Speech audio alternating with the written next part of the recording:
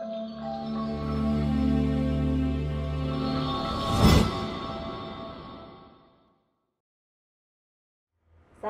warahmatullahi wabarakatuh. Halo sahabat pustaka, kembali di podcast JC bersama saya Sri Wahyuni. Sahabat pustaka, siapa yang tidak kenal dengan minuman dari air kelapa? Semua orang pasti mengenalnya, dari kalangan tua, muda, anak-anak semua pasti mengenal. Air kelapa muda sering disebut dengan es degan, ya. Diperoleh dari buah kelapa yang masih muda dan segar, yang cocok diminum pada saat kapanpun, baik siang, malam, ataupun pagi hari. Dan minuman ini tidak sekedar menghilangkan rasa dahaga saja, sangat baik untuk kesehatan kita. Namun, ketika kita sedang hendak bepergian, tentunya sangat repot ya kalau ingin membawa air kelapa muda ini. Repot dengan airnya yang mengenai tempat-tempat, misalkan di mobil itu dengan cairan esnya. Ya, tapi kali ini kita nggak perlu repot karena di sini sudah ada minuman kelapa muda yang sangat simpel. Nah, seperti apa minuman ini? Telah hadir bersama saya pembuat sekaligus pemilik minuman Coco Freeze. Oke, selamat sore Bapak Alek. Selamat sore Ibu. Sehat Pak Alek? Sehat. Pak Alek, boleh diceritakan sedikit apa sih minuman Coco Freeze ini? Oke, jadi Coco Freeze sendiri itu merupakan air kelapa muda dalam kemasan, dan kami sudah terstandarisasi nasional oleh Badan POM dan juga halal. Itu sehingga sangat aman untuk diminum, sangat sehat, dan sangat praktis untuk dibawa kemanapun. Boleh saya cicipi? Boleh, silakan. Justru harus ini biar awet muda. Saya. Iya. Bismillahirrahmanirrahim.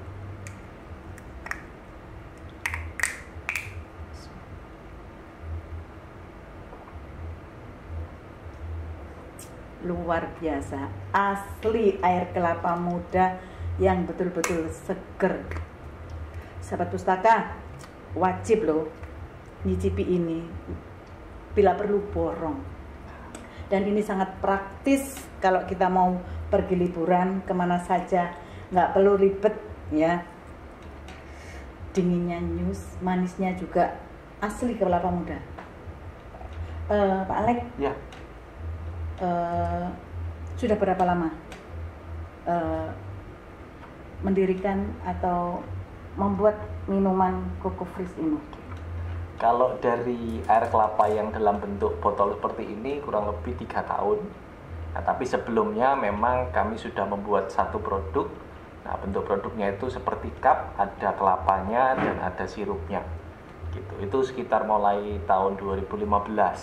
Nah, tapi jadi seiring lebih kayak es degan ya. Betul. Dan itu frozen, beku. Jadi beku. lebih dingin gitu ya, lebih seger lagi. Lebih seger lagi. Jadi ya. Proses minum untuk menikmatinya butuh waktu untuk mencairkan dulu. Betul. Nah, makanya kenapa kok seiring dengan berjalannya waktu ternyata kalau kita mau lihat secara tren itu tidak semakin naik tapi semakin turun. Bukan karena rasanya yang tidak enak, tetapi orang saat ini sedang lebih membutuhkan ke produk-produk yang lebih praktis, lebih simpel, lebih mudah, begitu. Tinggal santap. Kalau nunggu mencair itu juga airnya drewes itu yang drewes. Betul, iya. Ada sirupnya lengket di mana-mana. Jadi akhirnya saya memutuskan untuk membuat inovasi yang lebih simpel, gitu ya. Nah, itu adalah air kelapa dalam kemasan ini. Betul. Kenapa Pak Alek lebih tertarik dengan air kelapa? Karena memang dulu awalnya kan memang sudah dari dasarnya adalah basic es kelapa. Jadi waktu saya berpikir untuk inovasi, ya pikiran saya cuma satu, apa yang saya punya gitu. Jadi kalau saya pikir saya mau cari di luar sana, kerepotan atau sulit gitu. Sehingga saya merasa bahwa ya sudah, dari es kelapa ini apa yang bisa saya simpelkan gitu, apa yang bisa saya sederhanakan. Nah, akhirnya dari beberapa orang yang saya survei juga bilang kenapa nggak jual air kelapanya aja gitu. Oh ya juga saya pikir itu kan, akhirnya saya coba survei cari botolnya, cari desainnya, kemudian saya coba jual ke pelanggan lama saya dan ternyata mereka lebih suka gitu. Jadi itulah yang akhirnya saya memutuskan bahwa ya sudahlah, saya jual air kelapa aja, lebih simpel juga, lebih gampang bikinnya, lebih mudah dijual dan lebih laris juga gitu. Terus ini air kelapa ini di lemari dingin ya, di lemari ya, es. Tahan berapa lama ini? Harus di lemari es. Nah, kita sudah kasih petunjuk di sini, petunjuk penyimpanannya adalah 1 sampai 5 derajat. Itu bisa kurang lebih 3 minggu sampai 1 bulan. Tapi harus di suhu 1 sampai 5 derajat. Kalau misal di kulkas rumahan mungkin gampangannya ya di set maksimal aja. Gitu ya. Gitu. Pak Alek, air kelapa muda itu biasanya kan tidak tahan ya. Misalkan kita mecahnya pagi, kadang sore itu sudah basi. Sedangkan ini bisa tahan sampai 3 minggu. Tentunya ini kalau pemikiran orang awam pasti pakai pengawet. Iya. Apakah ini juga mengandung bahan pengawet? Tidak, kita murni air kelapa tanpa pengawet. Jadi gimana sih supaya dia bisa lebih tahan lama? Nah, ini sedikit membocorkan rahasia begitu ya. Tapi setidaknya sahabat pustaka tahu bahwa air ini benar-benar aman untuk dikonsumsi. Betul. Ya kan? Bisa diceritakan? Iya. Jadi dari kita proses awal ketika kelapa itu dibuka, kita langsung masukkan ke dalam semacam satu plastik yang kedap udara, kemudian kita dinginkan dengan cepat karena menurut orang dari teknologi pangan, mereka bilang bahwa bakteri yang rusak itu akan semacam tidur di suhu 1 sampai 5 derajat. Gitu, sehingga dari kondisi air dibelah dari buah kelapanya itu langsung kita dinginkan secara cepat, dia akan ke 1 sampai 5, baru proses produksi kita lakukan di kondisi 1 sampai 5 derajat tadi dengan kondisi ruangan yang juga aseptik, yang bersih, yang higienis, yang steril ya. Betul, yang steril juga. Nah, kemudian kita masukkan ke botol, kita juga segel, artinya udara di luar tidak bisa mengkontaminasi isinya. Tanpa tambahan pemanis buatan atau yang tanpa pemanis juga, jadi manisnya memang murni dari kelapa. Alami dari air kelapa. Betul sekali. Gitu. Nah, kemudian kita simpannya juga dalam kondisi 1 sampai 5, kita juga kirim ke supermarket juga di dalam kondisi itu, sehingga si bakteri jahat ini tetap tidur begitu, jadi supaya dia bisa tahan lama. Yang tidak terlalu mengerti biasanya orang awam seperti tadi, begitu dibelah itu kan sudah terkontaminasi udara-udara dari luar, kemudian masuk ke gelasnya juga tidak ditutup, tidak disegel, cuma masuk kulkas saja. Biasanya cuma sehari atau bahkan nggak sampai sehari sudah rusak. Betul sekali. Jadi prosesnya seperti itu ya, tanpa pengawet, tanpa pemanis buatan, dan ini manisnya betul-betul manis alami. Betul sekali. Sejauh ini Pak Alek, untuk distribusi kebutuhan air kelapa ada mengalami kendala atau bagaimana? Kalau untuk distribusinya maksudnya dari supplier ya? Iya, dari supplier. Oke, selama ini tidak ada kendala sih, mungkin kendalanya hanya pada waktu menjelang lebaran ya, bulan puasa menjelang lebaran. Nah, itu biasanya yang bagian manjat, bagian pengiriman dan sebagainya karena puasa dan sebagainya. Betul. Capek deh puasa-puasa manjat. Jadi agak sedikit terhambat, tapi sejauh ini kami belum menemukan masalah yang cukup berarti. Jadi itu bisa diakalin sih ya, kita stoknya lebih banyak. Banyak sebelum bulan puasa. Sebelum bulan puasa ya. Dan kita juga sudah kerjasama dengan bagian supplier sana, sehingga meskipun tidak bisa kirim 100%, paling tidak kita tetap dikirimin gitu. Karena kalau orang-orang lain yang mungkin ambilnya tidak banyak, bisa jadi mereka nggak dikirimin gitu. Ya? Jadi kita kerjasama juga. Dan untuk dari buahnya, dari dagingnya itu? Iya. Nah, untuk dari buahnya sendiri kita betul-betul selektif ya, artinya kita betul-betul minta yang buah kelapa muda yang bahkan belum menjadi daging begitu. Kenapa kok begitu? Karena menurut riset dan survei itu semua vitamin dan mineral yang baik itu masih ada di airnya. Sedangkan kalau buah itu sudah jadi tua, maka vitamin dan mineralnya itu jadi dagingnya, sudah jadi daging, makanya jadi santan, dan santan itulah yang banyak vitamin dan mineralnya, sehingga airnya sudah mungkin tidak terlalu banyak. Ya. Jadi diambil dengan betul-betul yang berkualitas, betul-betul yang muda banget gitu mudah ya. banget. Iya. Jadi boleh dibilang kalau di desa itu yang masih kemelamut itu ya. Betul, jadi ya kelamut-kelamut lah istilahnya. kemelamut, iya mas, dikerok saja itu sudah bisa. Betul. Iya.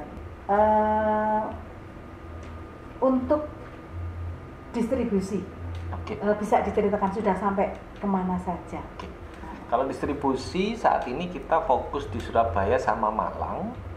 Jadi pada waktu 2018 kita produk baru mulai launching khusus yang botol, itu kami lengkapin izinnya dan lain sebagainya.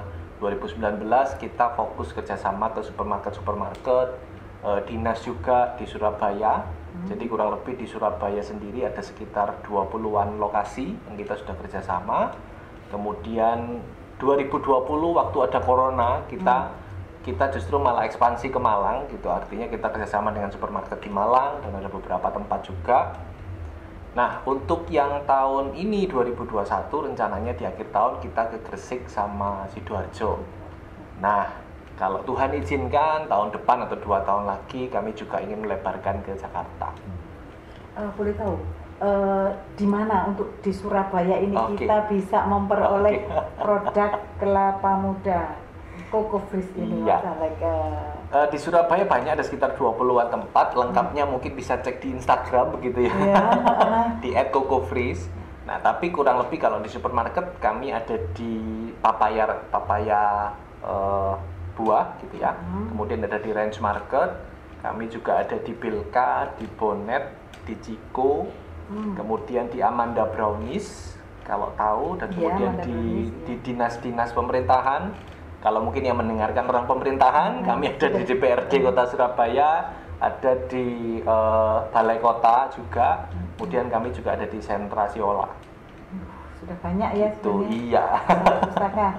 Berarti minuman Coco Fresh ini mudah loh didapat ya. Bisa Gojek juga nih kayaknya? Bisa, kami ada di Gojek, ada di GrabFood, GoFood, GrabFood sama Shopee Food. Kemudian untuk yang marketplace kami juga ada di Tokopedia, kami ada di Shopee, ada di Blibli sama Bukalapak. Ini dipatok harga berapa ini? Kenapa Ibu? Per botolnya. Per botolnya antara range 12,5 sampai 14,5. 14.000 ya. Iya, jadi kami di beberapa platform memang kami promo jadi 12,5 ya. Tapi kalau di supermarket mereka keluarnya antara 13,5 sampai 14,5. Jadi kalau mau yang harga promo bisa kunjungi di platform marketplace kami gitu ya, dan juga e-commerce kami gitu. Itu kami lagi promo. Lagi promo ya. Jadi bisa dapat harga yang 12,5 itu sudah paling murah sudah. Karena apa, ini ori ya, betul-betul air kelapa muda fresh, tanpa campuran, tanpa pengawet makanan. Sempat mengalami kesulitan untuk mengurus di BPM di POM-nya, perizinan ya? Ini perizinannya. Sempat nggak? Kalau perizinan ya mungkin karena saya juga baru pertama kali mengurus, mungkin saya merasa kesulitan gitu karena memang baru pertama kali mengurus. Tapi setelah saya selesai pengurusan, saya pikir kalau saya harus mengurus lagi untuk produk yang lain, saya pikir jauh lebih mudah. Jadi saya merasa kesulitan hanya karena ini pertama kali buat saya gitu. Tapi secara proses, apalagi untuk yang Badan POM sekarang sudah banyak online ya, dan juga dari orang-orang Badan POM-nya sendiri waktu saya konsultasi kan diberikan pendamping juga sangat ramah begitu, sehingga ya lebih enak lah, meskipun memang harus ada standar-standar yang harus saya penuhi. Nah, mungkin untuk memenuhi standar itu yang saya butuh waktu untuk belajar, mungkin untuk renovasinya dan lain sebagainya, evaluasi gitu. Tapi saya juga merasa bahwa itu sesuatu yang baik karena standar keamanan pangan kita jadi terjaga begitu. Untuk launching produk dalam 1 bulan itu sudah berapa ribu botol, berapa ratus botol ini Pak? Oke, kalau launching mungkin nggak banyak ya Bu. Kalau sekarang mungkin bisa sekitar 3.000-an lah. 3.000, dan sebelum pandemi bisa menyentuh 4.000-an. 4.000-an satu karena bulan. Ini pandemi jadi hanya sampai iya 3.000-an lah. Betul. 3.000 kali saya luar biasa. Ini dikerjakan oleh Pak Alex sendiri atau sudah ada berapa tim ini ya? Bisa diceritakan? Saya punya 4 orang tim. Jadi 2 orang di bagian produksi, kemudian 1 orangnya di bagian kurir, termasuk saya juga menyambi sebagai kurir. Jadi untuk kiriman yang jumlah banyak, karena kurir saya naik sepeda motor. Nah, jadi untuk tempat-tempat yang kirimannya banyak itu saya antar sendiri pakai mobil. Nah, kemudian ada 1 lagi bagian admin. Gitu ya. Betul. Sudah. Salah satu manfaatnya air kelapa ini adalah biar kita awet muda ya. Awet muda, betul. Namanya juga kelapa muda. Namanya juga kelapa muda. Jadi kalau pengen awet muda, sobat pustaka semuanya jangan lupa minum Coco Freeze ya. Kalau boleh tahu, ya. Mas Alex ini dulu pendidikannya apa ya? Oke. Saya dulu S1-nya di Petra, di Universitas Kristen Petra. Nah, kemudian jurusannya saya ambil di jurusan keuangan, finance. Gitu. Jadi agak-agak medit juga saya ini. Kan katanya prinsip ekonomi itu kan dengan modal yang sekecil-kecilnya dapat keuntungan yang sebesar-besarnya. Ya harus medit. Cuma kok beda jauh ya? Saya pikir enggak juga, karena ilmu keuangan kan berguna untuk kita mau usaha apapun. Kita bahkan di keluarga pun kan kita harus bisa mengatur keuangan dengan baik. Ya artinya ilmu itu kalau saya pikir itu berguna untuk kita dimanapun kita berada, karena itu juga mengatur kita juga mempelajari tentang bagaimana cara kita mengatur uang kita pribadi. Nah, termasuk juga prinsip-prinsipnya bisa kita aplikasikan bagaimana kita bisa mengatur keuangan usaha gitu. Karena kalau enggak kan kadang orang sembarangan gitu ya pakai uangnya. Jadi kadang apalagi kalau biasanya saya lihat itu yang modal-modalnya besar, nggak terlalu pikir panjang, langsung keluarin uang banyak, ternyata rugi, ternyata usahanya nggak jalan gitu. Jadi dengan ilmu itu, dengan ilmu itu saya cobanya pelan-pelan, saya survei dengan segini bisa nggak, oh kalau nggak bagaimana, bisa nggak dicari supplier yang lebih murah dan lain sebagainya, supaya ya itu tadi HPP-nya, harga pokoknya lebih turun lagi tapi kualitasnya nggak berkurang ya, seperti itulah. Sebelum usaha minuman Coco Freeze ini, Mas Alex bekerja di sebuah instansi atau memang sudah berwira swasta? Saya sempat kerja ikut orang selama 1 tahun gitu. Jadi waktu saya lulus, kalau mungkin pernah boleh sebut merek ya? Saya kerja di salah satu distributor handphone resmi di Indonesia. Itu ada 3 kan, nah saya di salah satunya. Itu bukan yang Erafone. Nah, kalau tahu ada 2 yang lain. Nah, saya bekerja di salah satu. Nah, salah satu ini membeli yang satunya lagi. Jadi sekarang 2 ini jadi 1 sama 1 lagi Erafone. Nah, saya kerja di perusahaan ini. Itu selama 1 tahun.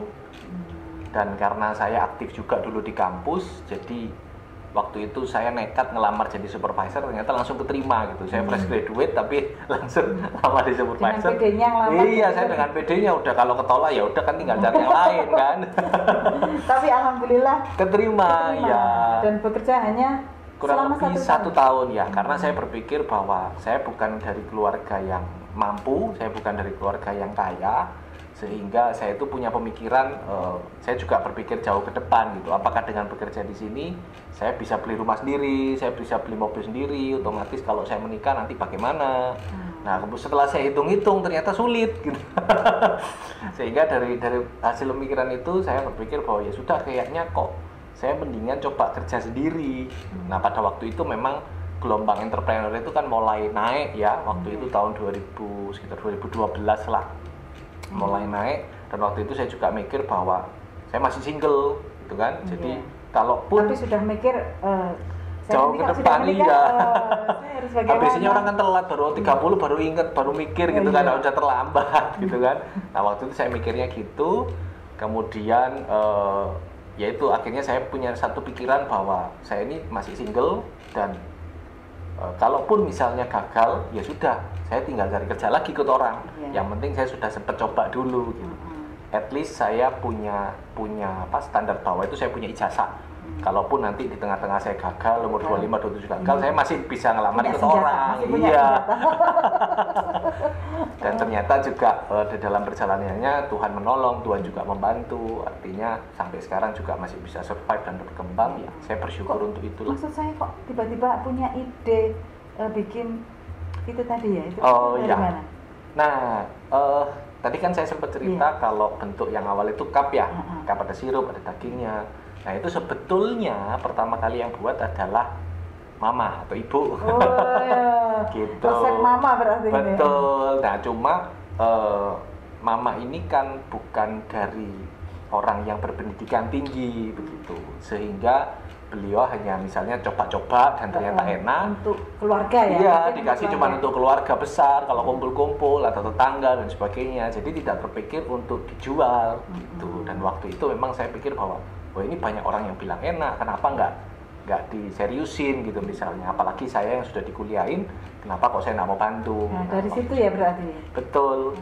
Terus ya, mencoba. saya berusaha untuk kembangin, saya bikinkan packaging yang lebih bagus, kemudian saya pasarin dan lain sebagainya. Langsung marketingnya Pak Iya. sendiri atau langsung Ya harus saya sendiri, nggak bisa gaji orang. Saya gaji diri saya sendiri aja waktu itu susah. Jadi mulai dari produksi sendiri. Betul, cari suppliernya sendiri, keliling sendiri. Sempat ditolak nggak gitu sama? Wah, kalau itu sering, apalagi di awal-awal kan. Nah, boleh diceritakan ini. Kalau di awal-awal pasti banyak ditolak karena kan produknya belum dikenal ya. Iya. Terutama justru di supermarket juga. Waktu itu saya tawarin ke beberapa, mereka langsung tolak karena mereknya nggak terkenal, apalagi dalam tanda kutip UMKM gitu ya. Artinya pada waktu itu secara mindset dipandang sebelah mata gitu iya ya. betul. pasti cara pengolahannya nggak bagus, pasti ini maksudnya banyak stereotip yang dipikirkan oleh mereka sehingga begitu sulit begitu untuk masuk. Nah sehingga jalan pertama kali saya adalah dari pemerintah kota. Gitu, waktu itu dipegang oleh Bu Risma ya, masih waktu awal-awal. Nah, beliau memang fokus ke UMKM. Nah kebetulan saya juga lihat informasi di koran bahwa buat UMKM boleh datang ke dinas untuk didaftarkan sebagai UKM binaan.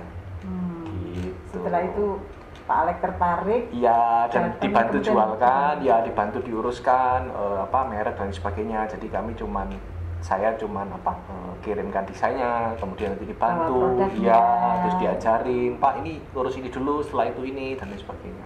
Jadi awalnya justru saya dibantu banyak oleh dinas.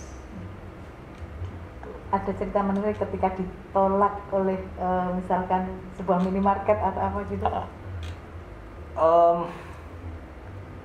Rekor saya pernah datang ke satu minimarket 12 kali ditolak. Sampai 12 kali. Satu minimarket itu 12 kali. Akhirnya yang ke-13 saya diterima. Mungkin karena bosan lihat muka saya. 13 itu angka setan loh. Iya, tapi justru jadi angka keberuntungan buat saya. Iya. Karena memang supermarket tersebut tidak mengatakan tidak. Gitu. Karena di beberapa supermarket mereka langsung mengatakan tidak, saya nggak datang lagi biasanya. Tapi di supermarket ini kayak mereka itu kayak mengulur-ulur waktu, tapi tidak ada satu pernyataan bahwa tidak bisa. Tidak bisa. Gitu. Jadi ya saya datengin terus. Pokoknya tunggu ya, alasannya tunggu sebentar lagi, ya. orangnya masih keluar dan sebagainya. Wah itu alasan terus, tapi ya sudah saya jalani terus saja. Gitu. Karena akhirnya iya di kedatangan yang ke-13 itu seharusnya jadi angka setan tapi jadi angka keberuntungan ya. Iya, karena saya pikirnya cuma satu, kalau sudah berhasil kerjasama selesai. Maksud saya pengorbanan itu cuma perlu di awal. Begitu sudah selesai kerjasama, ya saya pikir setelah itu tidak ada masalah kan. Mereka pesen, kita juga tinggal anter. Gitu. Jadi saya pikir untuk kerjasama atau konsinyasi itu memang beratnya di awal, makanya saya paham itu dan saya datengin terus. Nah ini ada salah satu supermarket di barat juga pusatnya, saya nggak sebut nama. Ya. Ini sudah 4 kali saya datang gitu ya. Nanti saya rencana mau datang lagi. Iya. Jangan sampai barangkali nanti di kedatangan yang ke-13 juga bisa jadi ya. Nanti jadi sumber berkah, sumber rezeki. Jangan didoakan. Iya, oke. Selalu kita doakan untuk keberhasilannya. Oke. Sahabat pustaka, jangan lupa ya, minuman yang dengan tekstur ya, asli air kelapa muda. Bisa didapatkan di beberapa supermarket di Surabaya. Oke, sampai di sini podcast kita kali ini bersama Bapak Alex. Ya, terima kasih. Semoga bermanfaat dan semoga semakin berkah. Oke. Jangan lupa like, subscribe, dan share. Assalamualaikum warahmatullahi wabarakatuh.